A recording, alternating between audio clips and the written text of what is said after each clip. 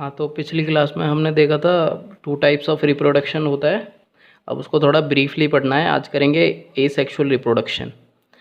जब asexual reproduction की बात होती है तो एसेक्सुअल रिप्रोडक्शन का मतलब क्या है? एसेक्सुअल रिप्रोडक्शन का मतलब है जिसके अंदर सिर्फ एक पेरेंट इन्वॉल्व हो, ओनली वन पेरेंट इन्वॉल्व।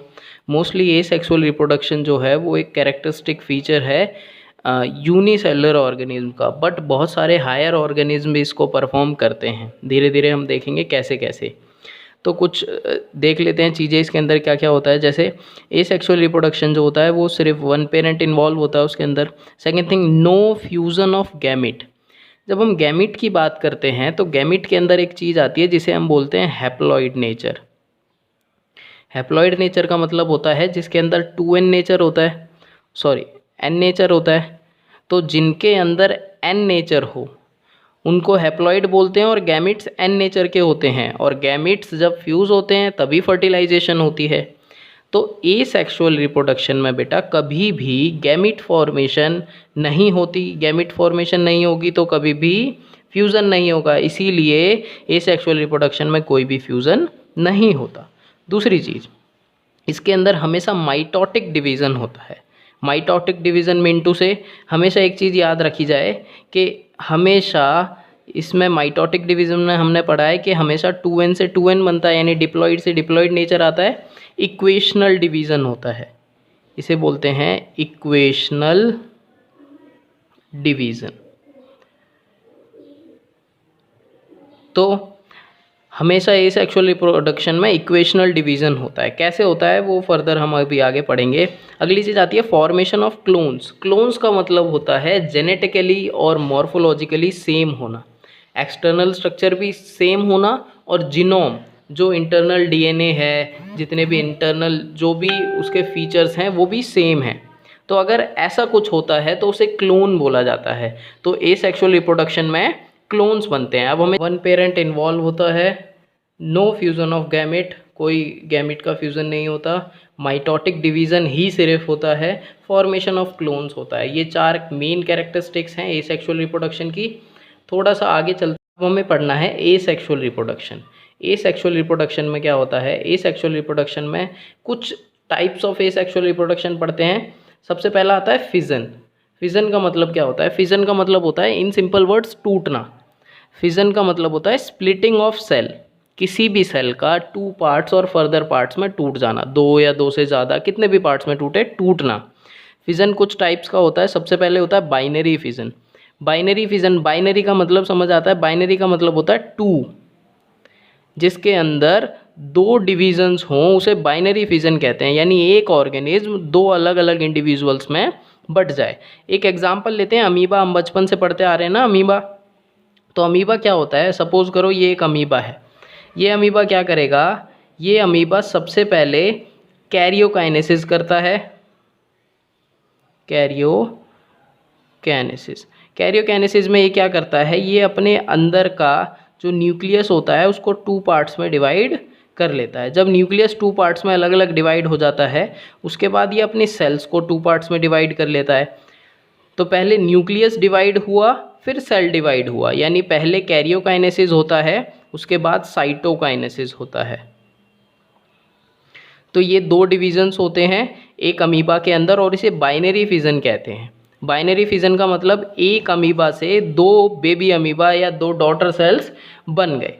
उसके बाद बाइनरी फिजन में जो स्पेशल थिंग है वो क्या है? It is considered as immortal. जो भी ऑर्गेनिज्म बाइनरी फिजन परफॉर्म करते हैं वो इमोर्टल होते हैं। इमोर्टल का मतलब कभी ना मरने वाले। पिछले क्लास में मैंने ये बताया था कि कुछ ऑर्गेनिज्म ऐसे हैं जो इमोर्टैलिटी तक पहुंच गए हैं। क्या रीज़न है उसका? उसका रीज़न ये है कि सपोज़ करो कि ये अमीबा था, इसकी जो मदर सेल थी उसके अंदर जो डीएनए था, जो उसके फीचर थे वो उसके डॉटर सेल्स में आ गए। ये डॉटर सेल्स क्या करेंगी? ये अपने क्रोमोसोम नंबर को डबल करेंगी। डबल करने के बाद ये फिर डिवाइड होंगी। तो जितना क्रोमोसोमल नंबर 2n इसमें था उतना ही 2n इसमें आया, दैट रिमेन सेम।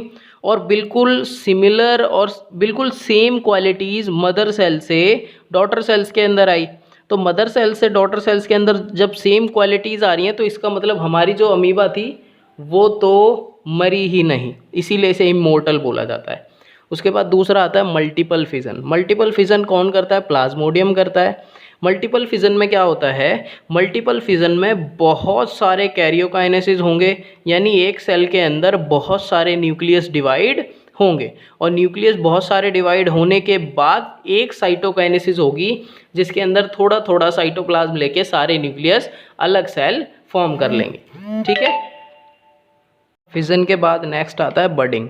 तो बडिंग में क्या होता है? बडिंग हम पहले पढ़ चुके हैं थोड़ा बहुत कि formation of outgrowth from body of organism. किसी भी बॉडी में, किसी भी बॉडी, सपोज करो अगर कोई हाइड्रा है, तो इस हाइड्रा के अंदर अगर कोई साइड में प्रोजेक्शन निकल आता है तो इसको हम बोलते हैं बड।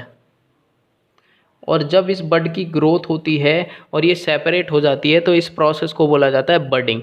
तो बडिंग दो टाइप से हो सकती है बेटा, एक होती है एक्सोजेनस बडिंग, एक होती है एंडोजेनस बडिंग। एक्सोजेनस बडिंग होती है जब आउट ग्रोथ जो हो वो आउटसाइड द सेल हो, जैसे हाइड्रा में होती है। और एक एग्जांपल ले सकते हैं ईस्ट। तो हाइड्रा और ईस्ट जैसे ऑर्गेनिज्म में क्या होता है, जो ये एक्सोजेनस बडिंग होती है। एक्सोजेनस बडिंग का मतलब होता है कि बडिंग जो है वो आउटसाइड द बॉडी हो रही है, जैसे इसमें हो रही थी। दूसरी होती है एंडोजेनस बडिंग। एंडोजेनस बडिंग का मतलब होता है जब बडिंग इनसाइड द बॉडी हो, बॉडी के अंदर बडिंग होती है, ये स्पॉन्जिला में होती है। एंडोजेनस बडिंग जो होती है उसमें स्पॉन्जिला करते हैं। स्पॉन्जिला हमने पढ़े थे जब हम पॉरीफेरा पढ़ रहे थे, स्पॉन्जिस।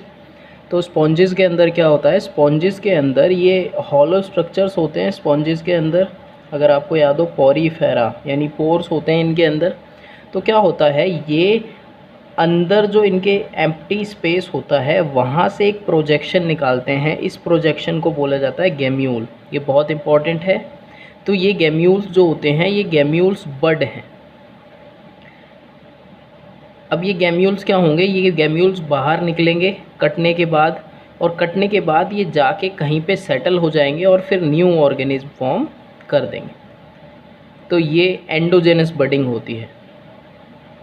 उसके बाद अगली चीज़ आती है स्पोर फॉर्मेशन। स्पोर का मतलब होता है एसेक्सुअल गैमीट्स बोल सकते हैं, एसेक्सुअल पोर्स बोल सकते हैं, एसेक्सुअल जाइगोट बोला जा सकता है, एक ऐसा जाइगोट जो एसेक्सुअली बना हो। Spore formation, spore formation. अब ये स्पोर्स बनते कैसे हैं? हमने यीस्ट के अंदर देखा था, 10th क्लास में भी पढ़ा था हमने। हमें पता है कि स्पोर्स क्या करते हैं। स्पोर्स फॉर्म होते हैं एक बॉडी में और वहाँ से आइदर इन मोटाइल नेचर और नॉन मोटाइल नेचर एक जगह से दूसरी जगह जाके न्यू ऑर्गेनिज्म को पैदा करते हैं। तो मेनली दो तरीके के स्पोर्स होते हैं बेटा। जू स्पोर्स जो मोटाइल होते हैं नेचर के। मोटाइल का मतलब है ये खुद मूवमेंट कर पाते हैं, इनके पास फ्लैजिलास होते हैं। और इसका एक एग्जांपल है क्लेमाइडोमोनास। क्लेमाइडोमोनास बहुत कॉमन एग्जांपल है इसका जू स्पोर्स का। हमने 11th क्लास में भी क्लेमाइडोमोनास पढ़ा था एल्गी में। दूसरे होते हैं कोनीडिया। कोनीडिया जो होते हैं वो नॉन मोटाइल होते हैं, यानी ये खुद मूव नहीं कर पाते। इनको वेक्टर की ज़रूरत होती है, किसी वेक्टर की एक जगह से दूसरी जगह जाने के लिए। सपोज़ वाटर, एयर, इन तरीके की वेक्टर्स की इन्हें ज़रूरत होती है और ये हमेशा चेन में रहते हैं। सपोज़ करो जैसे ये एक पेनिसिलियम का एग्जांपल है। इस पेनिसिलियम में ये पेनिसिलियम का स्ट्रक्चर है, इसके ऊपर से ये ऐसे स्पोर्स बनते हैं बड्स की फॉर्म में और ये यहाँ से कट जाते हैं। अब ये आगे जाके जहाँ भी गिरेंगे वहाँ पे नया ऑर्गेनिज्म फॉर्म हो जाएगा, तो इसे स्पोर फॉर्मेशन बोला जाता है। उसके बाद आता है फ्रैगमेंटेशन। फ्रैगमेंटेशन का मतलब है फ्रैगमेंट्स में बट जाना। फ्रैगमेंट्स का मतलब होता है छोटे छोटे पार्ट्स में बट जाना, डिवाइडेड इनटू फ्रैगमेंट्स। एक एग्जांपल है इसका स्पायरोगायरा। इसमें क्या होता है, एट मैच्योरिटी जब स्पायरोगायरा अपने सेक्सुअल फेज़ में आ जाता है, जब रिप्रोडक्टिव फेज़ में आ जाता है, तो उस टाइम पे क्या करता है, मैच्योर होने के बाद वो अपने आप को छोटे छोटे इंडिविजुअल्स में तोड़ लेता है। तो इंडिविजुअल्स में तोड़ने के बाद वो क्या करता है, अब ये जो छोटे छोटे पीसेज हैं ये आगे चल के एक नया इंडिविजुअल फॉर्म कर देंगे।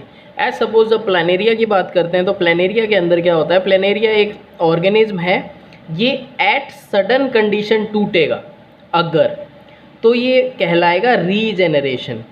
रीजनरेशन फ्रेगमेंटेशन का ही एक पार्ट है, जिसके अंदर अगर कोई ऑर्गेनिज्म अनसर्टेन कंडीशंस में टूट जाता है, अकस्मात एक्सीडेंटली अगर टूट जाता है, तो भी टूटे हुए पार्ट्स न्यू ऑर्गेनिज्म को फॉर्म कर देते हैं। इसे रीजनरेशन भी बोला जाता है। उसके बाद आता है प्लाज्मोटोमी। प्लाज्मोटोमी का मतलब क्या होता है? डिवीज़न ऑफ प्लाज्मा, या कह सकते हैं division of multi nucleated protozoans. कुछ ऑर्गेनिज्म ऐसे होते हैं जो नेचुरली मल्टी न्यूक्लिएटेड होते हैं, जिनके अंदर बहुत सारे न्यूक्लियस होते हैं। सपोज़ करो हमने एक प्रोटोजोन ले लिया,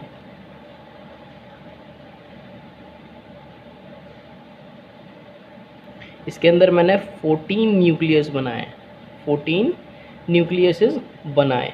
अब ये क्या करेगा? ये सबसे पहले अपने आप को 2 पार्ट्स में डिवाइड कर लेगा। 2 पार्ट्स में डिवाइड करने के बाद ये 2 अलग अलग सेल्स को फॉर्म करेगा बाय साइटोकाइनेसिस। और साइटोकाइनेसिस से ये क्या करेगा?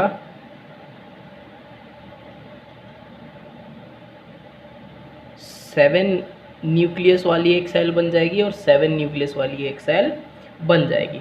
उसके बाद क्या होगा? उसके बाद ये वाला न्यूक्लियस क्या करेगा? ये वाला सेल अपने अंदर के न्यूक्लियस को डिवाइड करेगा, और वापस से जब न्यूक्लियस डिवाइड होंगे 1 से 2, तो क्या हो जाएगा? वापस से 14 न्यूक्लियस इसमें फॉर्म हो जाएंगे। तो क्या होगा? यहाँ पे 14 न्यूक्लियस आ जाएंगे सपोज़ करो, और ये भी वही चीज़ करेगा, और यहाँ पे न्यू सेल के अंदर 14 न्यूक्लियसेस आ जाएंगे। तो हमें क्या समझ में आया? हमने देखा कि यहाँ पे कैरियोकाइनेसिस, ये बिल्कुल प्रोसेस जो है, ये बिल्कुल सेम टू सेम प्रोसेस है हमारी बाइनरी फिजन जैसी, जिसमें एक सेल से 2 सेल्स बन रहे हैं, बट इसके अंदर जो फेजेस हैं वो उल्टे हैं। साइटोकाइनेसिस पहले, कैरियोकाइनेसिस बाद में। उसके अंदर कैरियोकाइनेसिस पहले हो रहा था, साइटोकाइनेसिस बाद में। तो ये जितने भी आज हमने जितने भी स्टेप्स पढ़े, ये सारे स्टेप्स जो थे, ये मोस्टली यूनिसेलुलर ऑर्गेनिज्म के अंदर एसेक्सुअल रिप्रोडक्शन कैसे कैसे होता है। नेक्स्ट क्लास में हम पढ़ेंगे प्लांट्स के अंदर एसेक्सुअल रिप्रोडक्शन कैसे होता है।